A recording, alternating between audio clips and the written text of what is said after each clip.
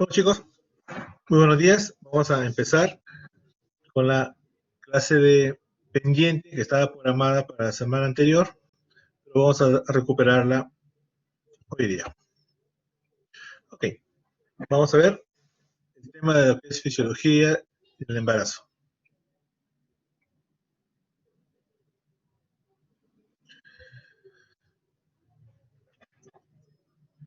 En la parte de la fisiología y en el embarazo vamos a ver y concentrarnos en la paciente, obviamente, gestante, una paciente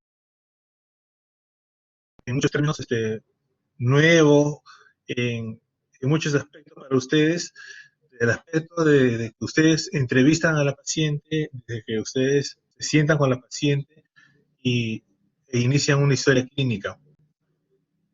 Puesto que esta paciente no es como una historia clínica general, ¿no? Donde sé perfectamente que ustedes dominan bastante el cómo se realiza una historia clínica, no hay duda de ello, pero en la paciente que inicia pues en esta etapa de la gestación, obviamente es una paciente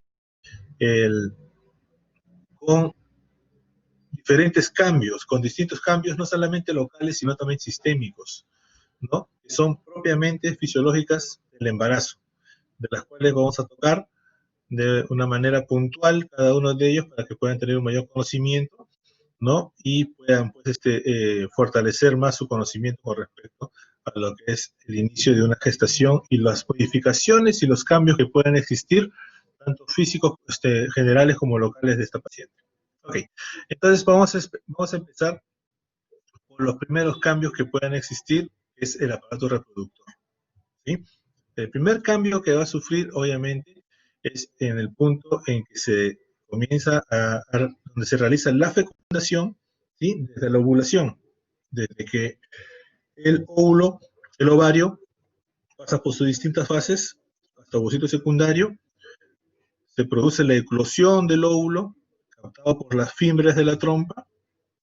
En el tercio externo de la trompa se realiza la fecundación y de allí viaja por todo el trayecto de la trompa hasta producirse la anidación en el endometrio. Comienza a transformarse y a producir las distintas fases del trofoplasto, donde comienza a producir la gestación y a producir un sinnúmero de sustancias hormonales que van a provocar las diferentes fases, etapas y cambios de la paciente gestante.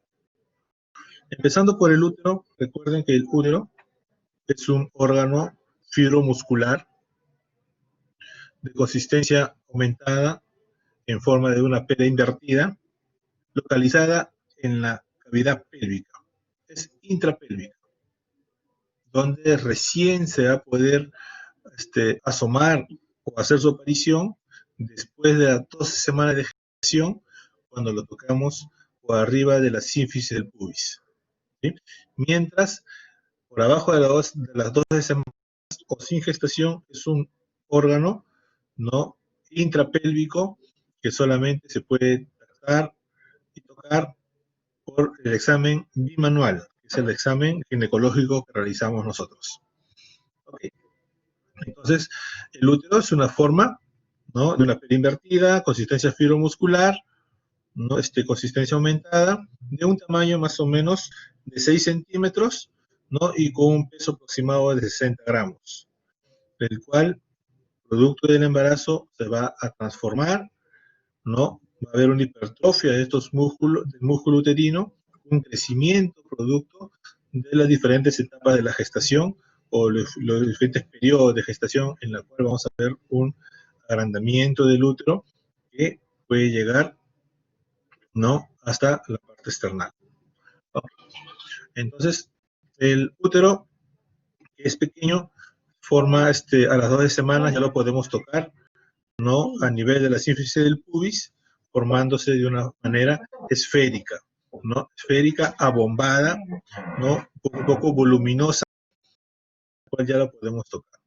El tamaño, como le decía, del útero de una paciente no gestante es pequeña, de aproximadamente 70 gramos, 6 centímetros, y que puede almacenar más o menos 10 mililitros.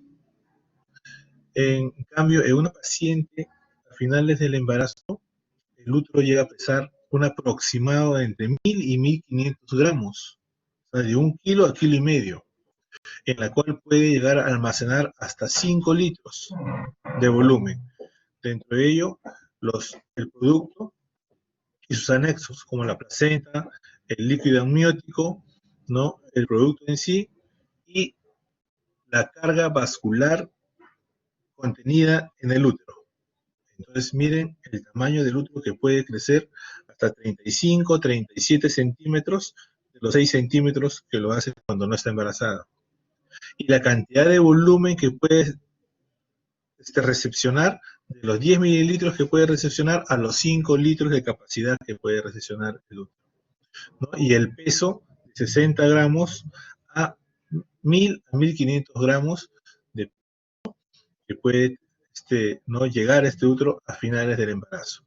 Y obviamente que este crecimiento va a tener un desplazamiento, ¿no? de ciertas estructuras y órganos intraabdominales que van a tratar de acomodarse fisiológicamente, ¿no? Tanto como los intestinos, la cámara gástrica, el diafragma, la punta del corazón, los pulmones, ¿no? Tratan de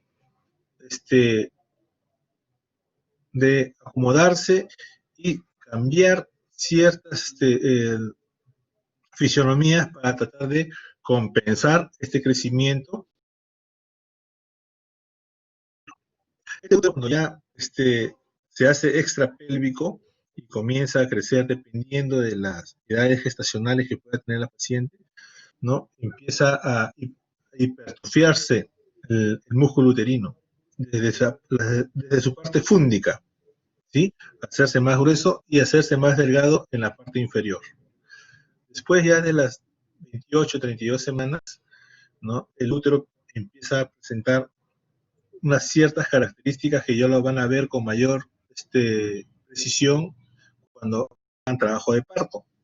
Entonces, estos tipos de contracciones que son de presentación irregular, indoloras, que no tienen que son de leve intensidad, no tienen una frecuencia adecuada y no tienen una duración tampoco, se llaman las contracciones de Braxton Hicks, ¿sí?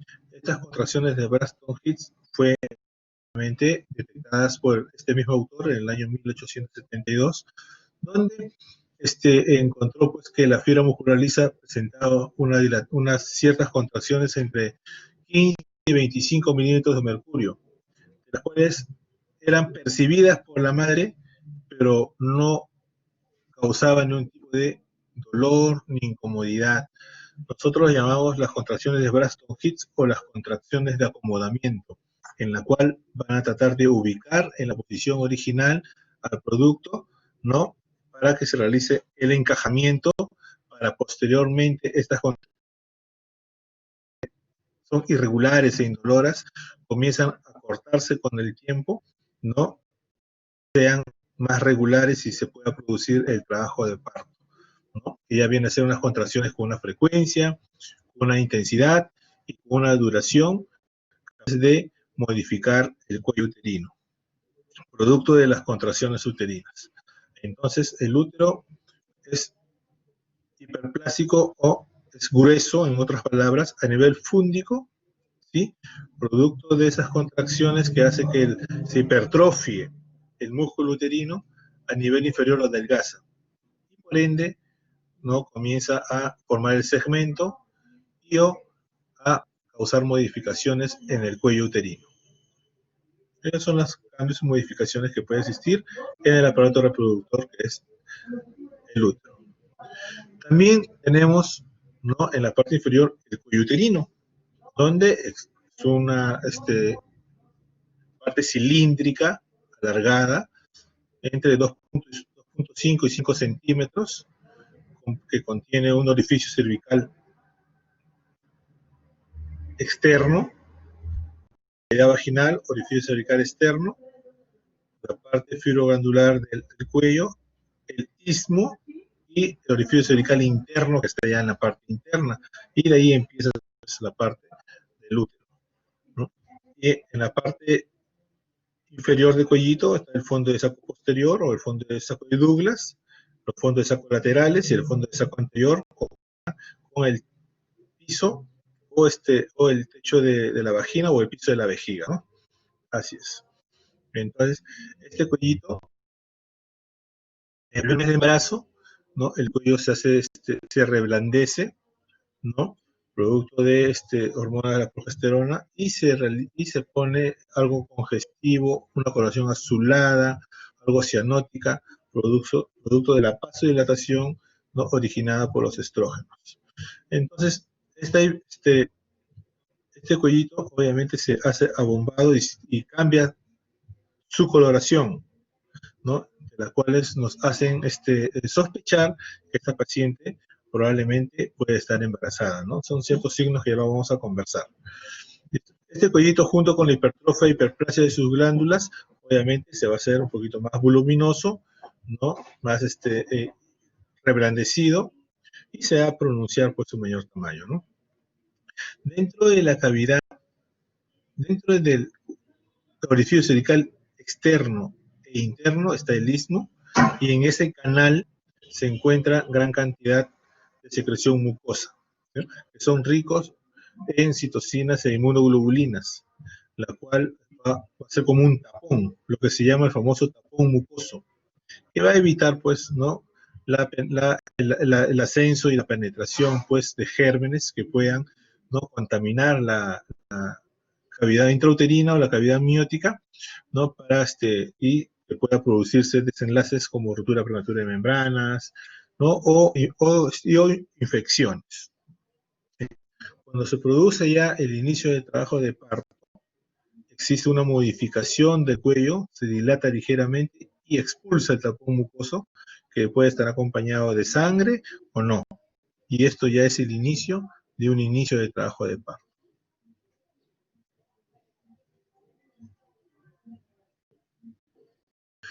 En la parte del reproductor también tenemos los ovarios. Como les decía, el ovario es un órgano de reproducción blanco nacarada, más o menos de 3 centímetros por 2, ¿no? Que durante la gestación cesa el periodo de ovulación. Prácticamente lo que se produce es la formación del cuerpo lúteo, la cual su función es mantener la gestación, ¿sí? Evitar que esa gestación se produzca en pérdida, produciendo una hormona que se llama la progesterona. Esta progesterona es una hormona que sirve de mantenimiento, ¿no? De la gestación inicial hasta las 12 semanas. Después de las 12 semanas, involuciona el cuerpo lúteo, cuerpo amarillo, y toma el comando la placenta, ¿sí? A partir de las 12 semanas, la placenta toma el comando de esa gestación, produciendo las progesterona, lactógeno placentario, ¿no? Que van a producir el mantenimiento de esta gestación. Asimismo, esta progesterona va a producir también un reblandecimiento del útero, una relajación del útero, evitando así, pues, no que se produzca, pues, noxas, irritabilidad o contracciones uterinas y puedan causar desenlaces en la gestación. En el pedículo vascular, el diámetro de ese pedículo es muy variable entre persona y persona, ¿sí? Y este pedículo ovárico va a aumentar conforme va progresando la gestación, ¿no? Llegando a tener un término de 2 a 3 centímetros de ancho, de diámetro, el pedículo vascular, la cual va a servir también de irrigación, ¿no? Y de perfusión, pues, de los órganos reproductores ováricos para el mantenimiento, pues, de la gestación. Entonces, miren qué tan importante también es estos órganos que son los ovarios. para la producción, sobre todo de progesterona, que es dado por el cuerpo lúteo, ¿ya? Y recuerden que el tiempo de producción de progesterona es hasta las 12 semanas, donde ya el trofoblasto o la placenta, ¿no?, va a tomar el comando de esa producción de hormona. Trompa de falopio es un conducto simplemente que es receptivo, que va a recepcionar pues el óvulo eclosionado por el ovario, se va a fecundar en el tercio externo de la trompa y va a servir solamente de conducto hasta la parte endometrial, ¿sí?, donde va a producirse la anidación, ¿no?, del saco gestacional, ¿no?, del óvulo fecundado y producir el saco gestacional. No hay mayor cosa con la trompa de falopio, salvo que puedan existir quistes paratubáricos o quistes ováricos que puedan producir pues dolor en uno de los anexos, o en el peor de los casos que este quiste se pueda torcer y pueda llevar a una emergencia, causando un quiste apendículo torcido, causando pues problemas o necrosis de la trompa y ovario, ¿no? Casos muy excepcionales que pueden ser diagnosticados por ecografía en el momento de realizar la ecografía para ver la verdadera edad gestacional que tiene. Recuerden que una ecografía de primer trimestre, sí, una ecografía menor de 12 semanas, viene a ser siempre una ecografía que debe ser realizada, ¿no?, transvaginal, ¿sí? Una ecografía transvaginal debe ser realizada en toda gestación menor de 12 semanas. Y allí vamos a ver la gestación, vamos a ver los anexos, trompa, ovarios y el estado de la gestación también, ¿no? La medición de un embrión, feto menor de 12 semanas, es la longitud coronalga, ¿sí? Y que va a ser la medida más exacta por una ecografía transvaginal. Después de las 12 semanas, la ecografía ya se hace pélvica y obstétrica. Entre las 12 y 26, entre las 13 y 26 semanas, ya la ecografía, para tener una adecuada y certera edad gestacional, viene a ser la toma del diámetro biparietal. Y después de las 28 semanas hacia adelante, la toma para una adecuada o una edad gestacional más exacta es la longitud de fémur, ¿sí?, la cual viene a ser hecha por vía obstétrica, vía abdominal.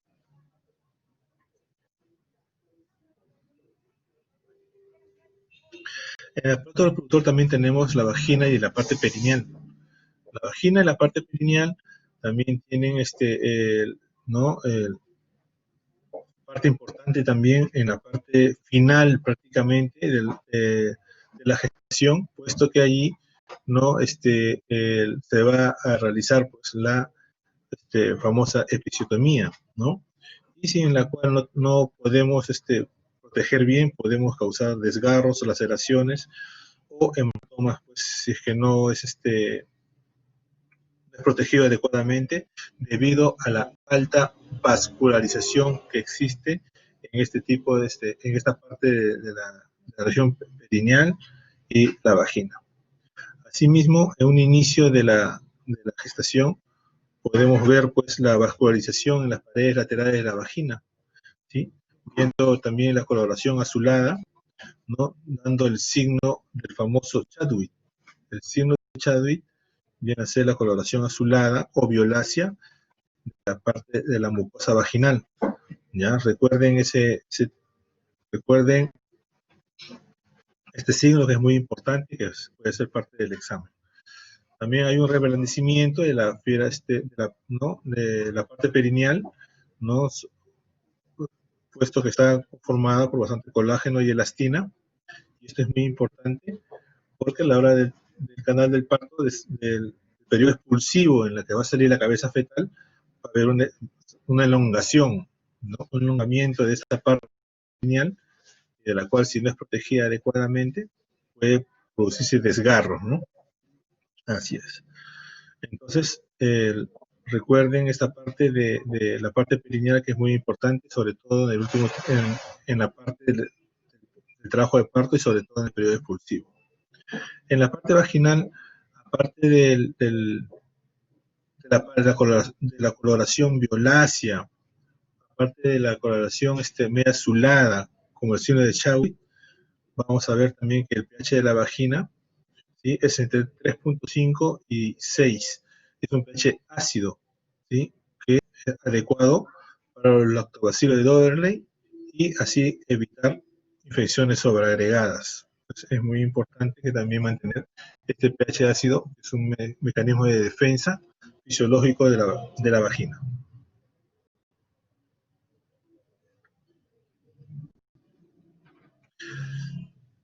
Estos fisiológicos del embarazo, que van a dar unos signos probables de embarazo, es muy importante, ¿sí? Cómprenlo bien y es parte de preguntas de examen. Y dije una. El signo de Chaui, recuerden, es la coloración azulada de la vagina, no es la cianosis del cuello uterino, ¿ya?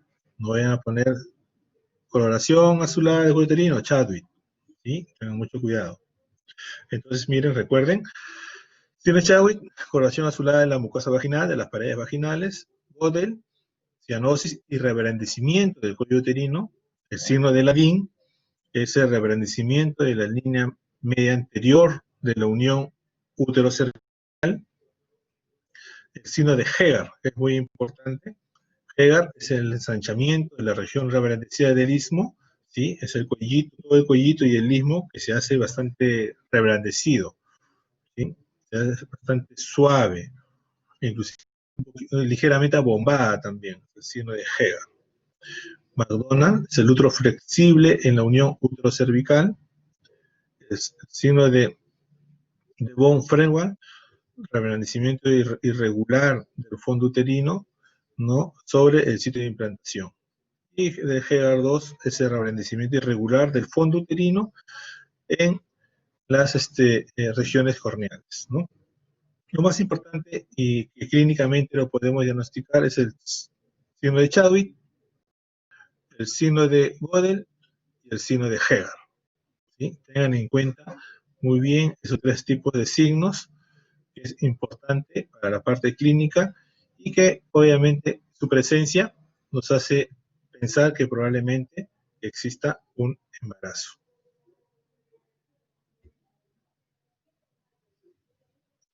La placenta prácticamente aparece ya a las 12 semanas de gestación, donde cumple una función importante, ¿sí?, en la parte de mantenimiento, sostenimiento, ¿no?, de la gestación.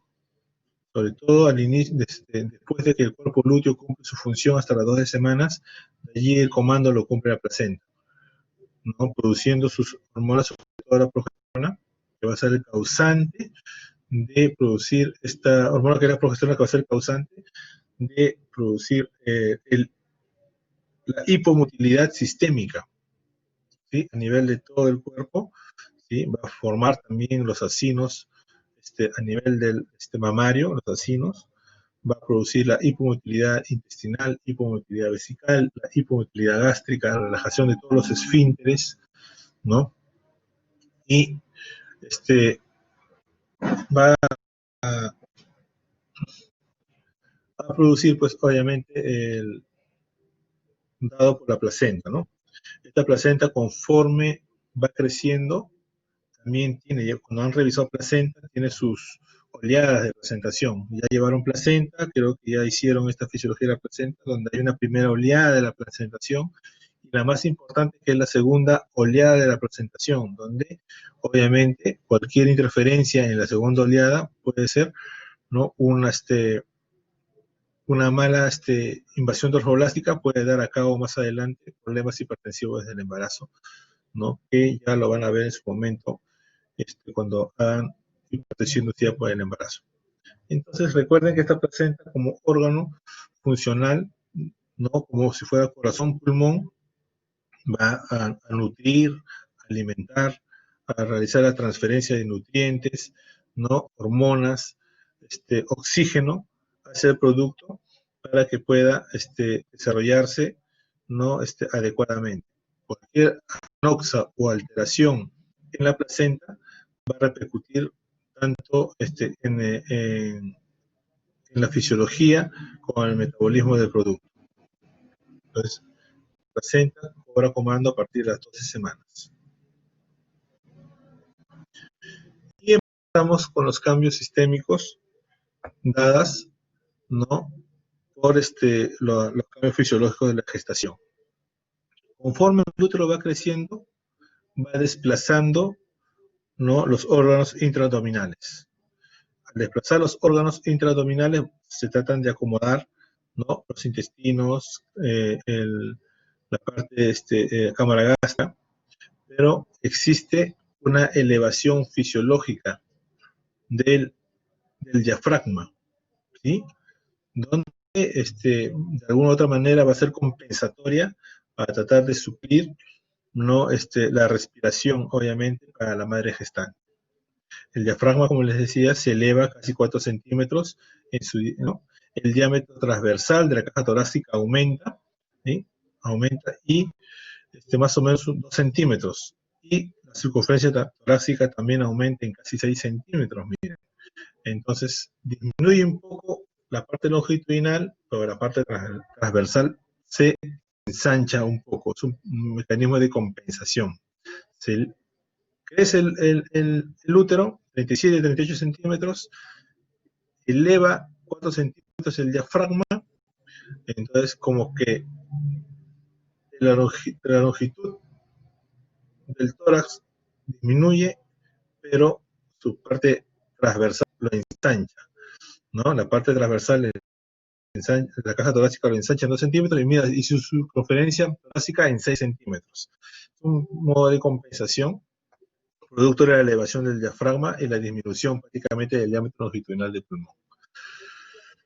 El volumen ventilatorio pulmonar, el volumen ventilatorio por minuto y la capacidad de oxígeno por minuto aumenta. Así es, la respiración también aumenta ligeramente, entre 2 a 5 respiraciones por minuto, ¿sí? Entonces recuerden, pregunta, el volumen de ventilación pulmonar, el volumen ventilatorio por minuto y la captación de oxígeno por minuto aumenta. Y la capacidad funcional residual y el volumen residual de aire están disminuidos, ¿sí? Entonces, este es los cambios fisiológicos de adaptación con respecto, ¿no? al crecimiento uterino, en la cual se modifica la respiración para tratar de compensar, ¿no? La oxigenación a la madre gestante.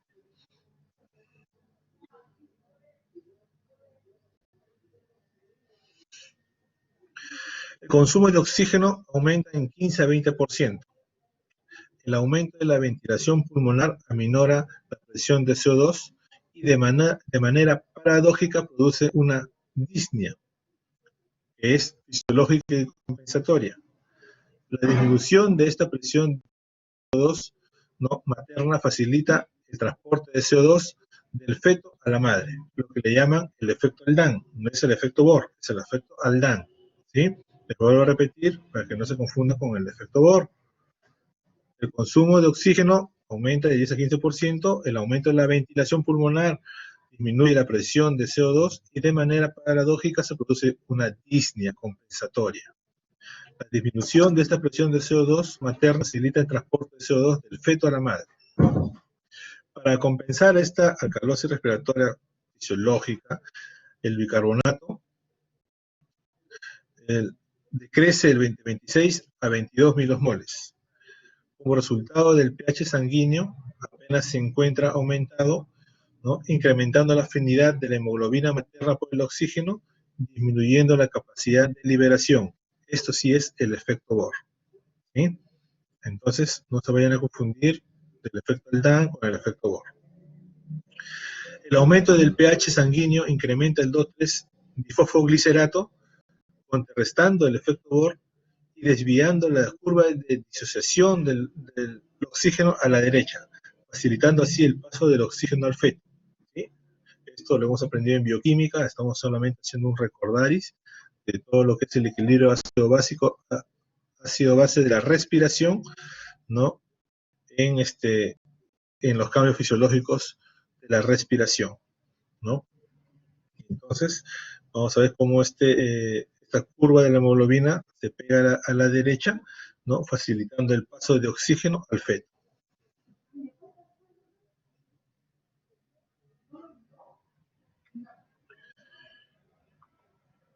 En el sistema cardiovascular también va a existir, ¿no?, modificaciones. Recuerden que va a haber un aumento de flujo en la fisiológica.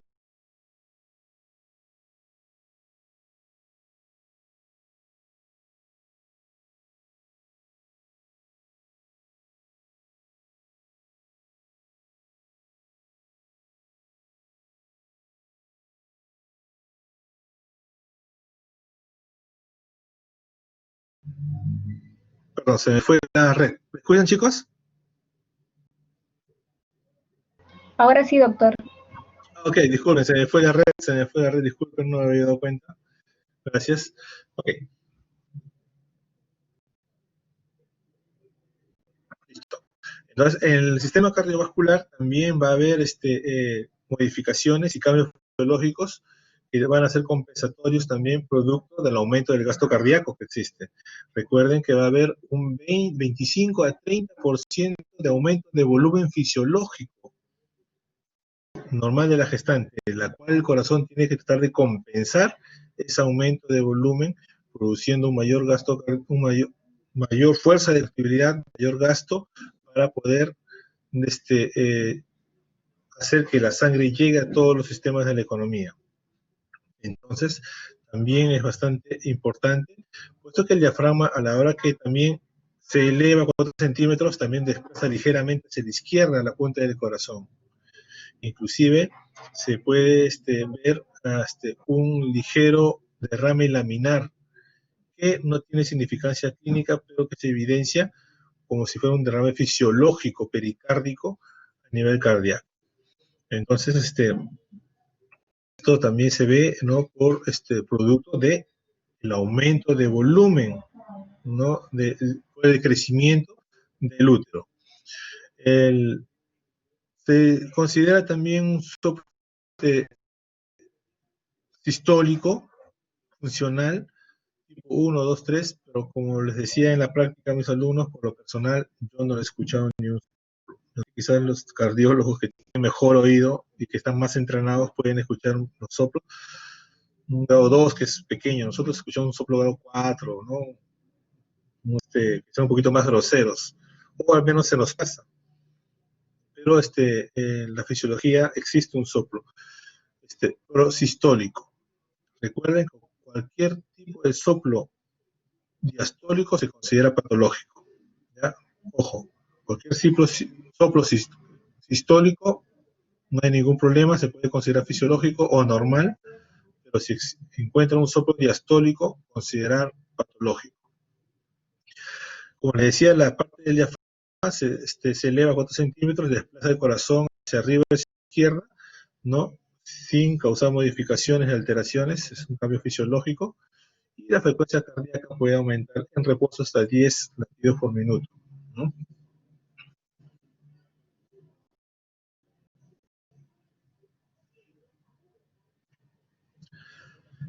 Como les decía, existe un aumento del gasto cardíaco, los latidos cardíacos van a aumentar, el gasto cardíaco va a aumentar, la perfusión también va a aumentar, la fuerza cardíaca también, producto de ese aumento de volumen que es entre 25 y 30% del total, ¿sí? Entonces tiene que compensar y tiene que trabajar ese corazón 25-30% más para tratar de perfundir adecuadamente ese aumento de volumen. Entonces va a haber un aumento del gasto cardíaco. Es allí donde y generalmente este aumento del gasto cardíaco comienza a partir de las 28 semanas para adelante. Algunos autores a partir de las 26. Pero ¿qué sucede? Que un corazón, cuando es sano, puede tolerar ese aumento de volumen.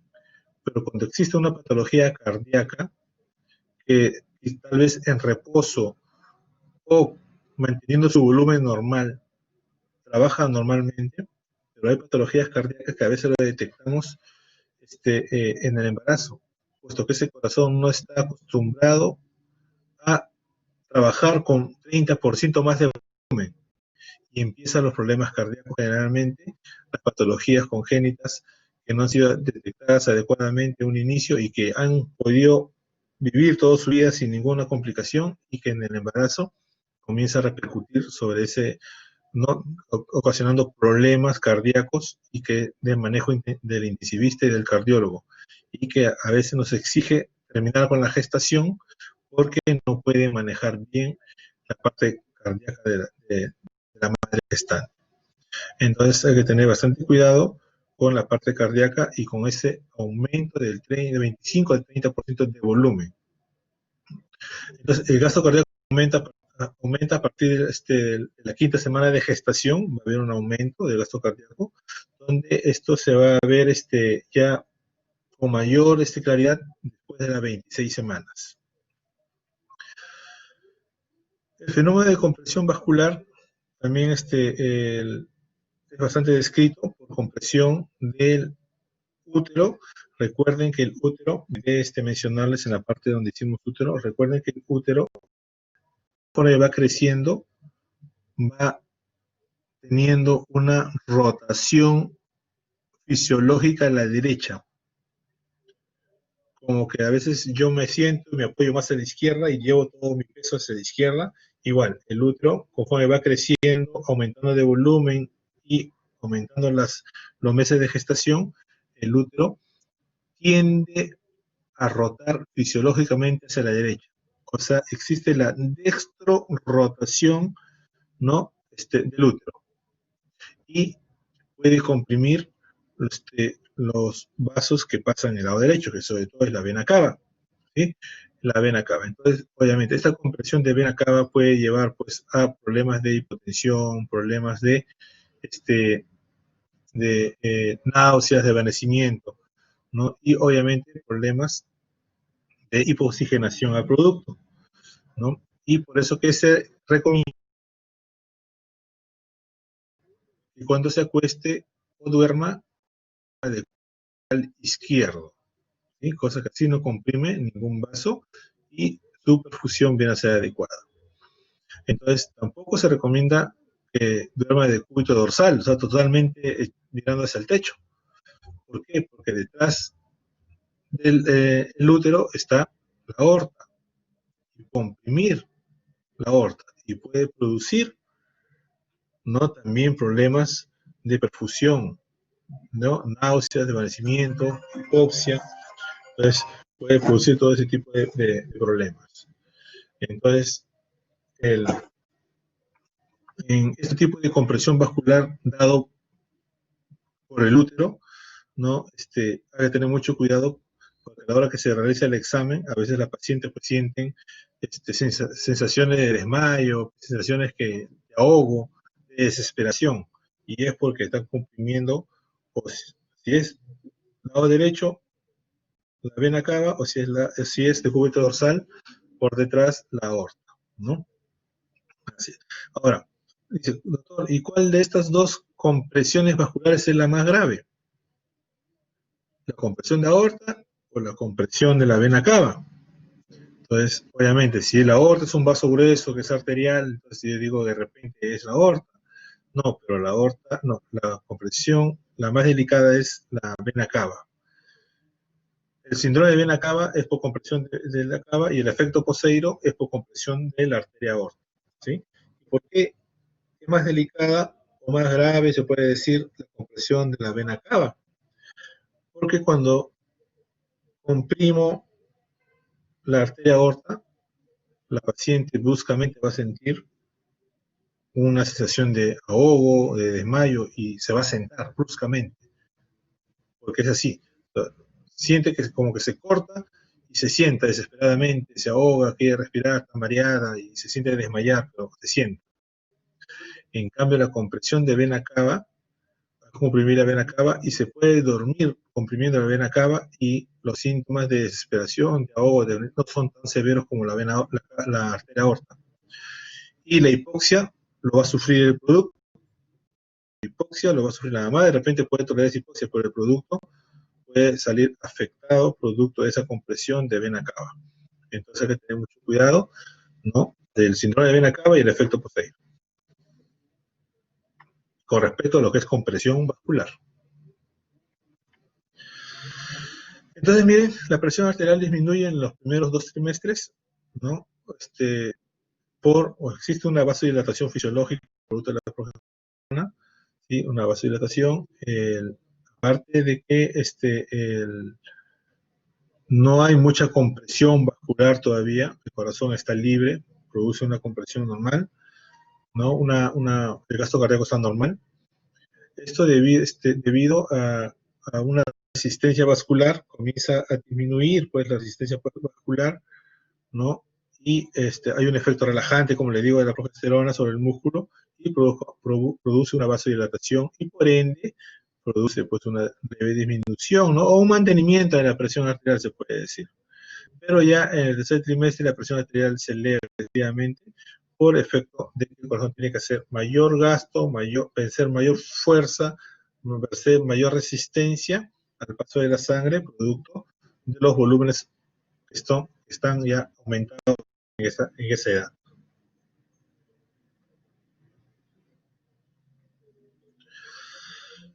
También existen cambios hematológicos, ¿no?, en la parte de los cambios fisiológicos de la madre.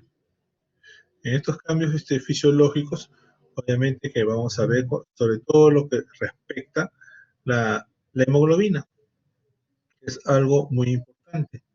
Acá la hemoglobina en la parte de la paciente, la gestante, vamos a ver que su concentración comienza a disminuir conforme aumente la edad gestacional, ¿sí? Entonces vamos a ver, miren, el volumen sanguíneo materno aumenta en promedio entre 20 y 30%. Miren, entre 25 y 30% va a aumentar de volumen.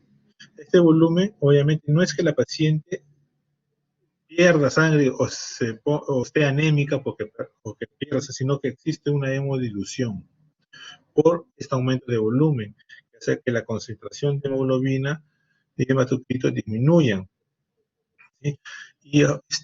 Y obviamente decrece, ya que también se agrega más plasma, ¿no?, obviamente, el volumen, a la circulación materna. Acá en nuestro medio, ¿no?, normal, 12, 11 de hemoglobina, o 30, 33 de hematocrito, y recién se hace patológica cuando la hemoglobina es por debajo de 8. Lo consideramos patológico cuando es por debajo de 8, ¿no? Pero una hemoglobina normal, adecuada para una paciente, es 11, 12 de hemoglobina, en nuestro medio.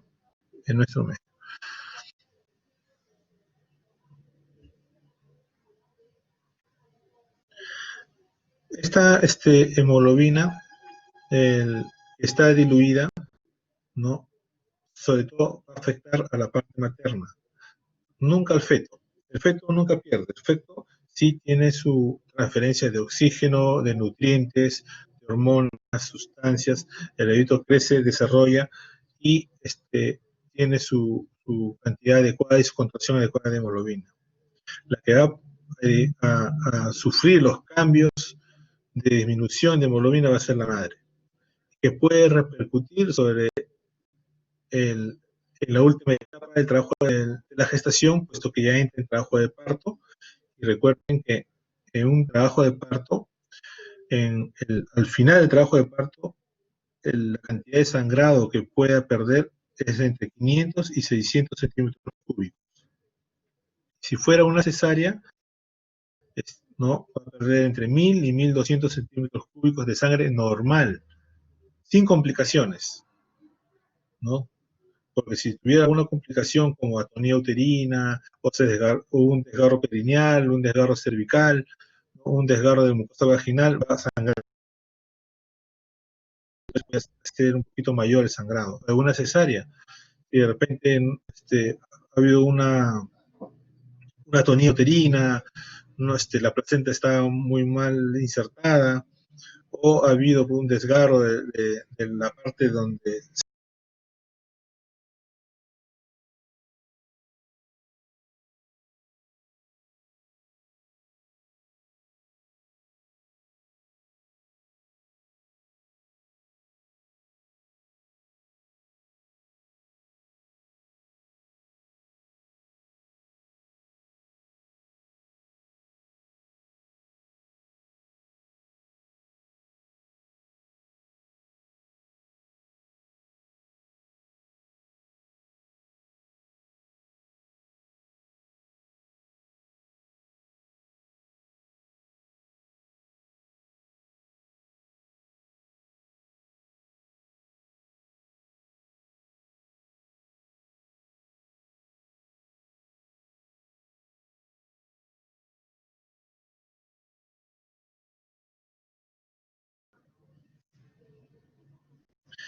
disculpen chicos, la señal nos está fallando, ya regresó la conexión, disculpen.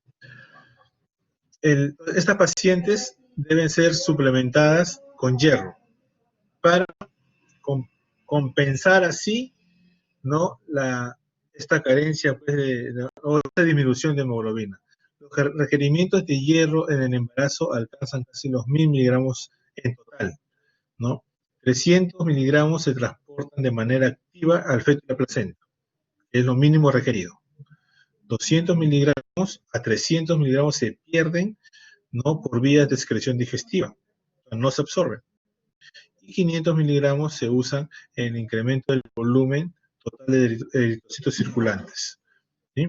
Entonces, prácticamente, todo esto es el requerimiento normal, ¿no? Que necesita diariamente. Esto genera, lamentablemente, a veces no lo tenemos en la dieta materna, en la dieta normal, la alimentación